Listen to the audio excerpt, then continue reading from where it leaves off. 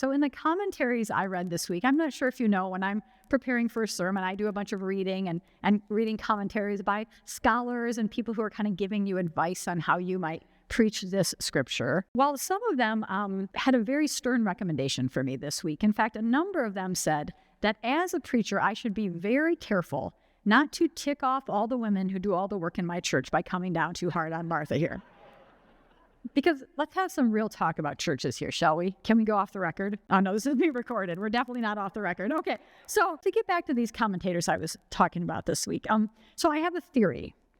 I think they perhaps were foolish enough to sit in their studies preparing to preach about this text one day, and they thought to themselves, oh yeah, those annoying women, the ones running around doing all the work in the church with all their worrying about making sure everybody can, eat. I need to tell them that they just need to stop and think about some spiritual things for a minute.